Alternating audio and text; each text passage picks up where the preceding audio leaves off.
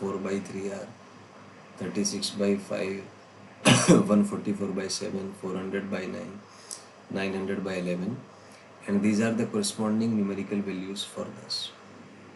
There is one more numerical solution to this, that 1 by r is approximately 911.6 angstrom. In some books it is being taken as 912 angstrom as far approximation is concerned. Now there is another de Broglie wavelength to that of a moving electron. So according to that de Broglie concept, an electron moves as a stationary wave inside a particular orbit, and if it is in nth state, then that means it forms n lobes corresponding to the stationary wave. So we can say that 2 pi r is equal to n lambda. From there we get lambda is 2 pi n r naught by z. So in this way we can find the de Broglie wavelength of electron in a particular energy state. Then there is a concept of recoil speed of atom. Suppose an atom is at rest, it emits a certain photon.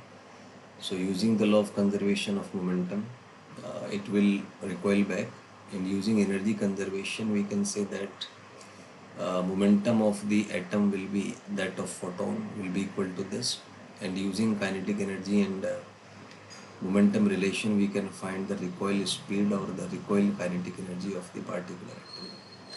Then there is a concept of X-ray. So it is found that when fast moving electrons collides with metal surface, certain photons are emitted or electromagnetic waves are emitted, which nowadays we call as the X-ray. So if we analyze the intensity versus lambda graph for those photons, we get a curve like this. So you can see it's comprising of a peak-like structure and a continuous structure.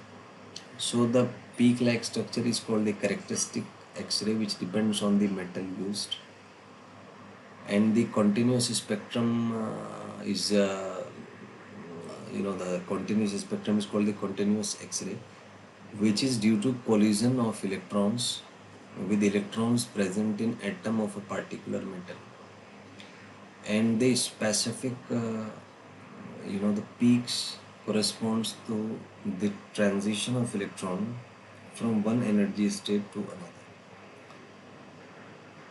If we draw graphs for various lines, then we get a graph like this.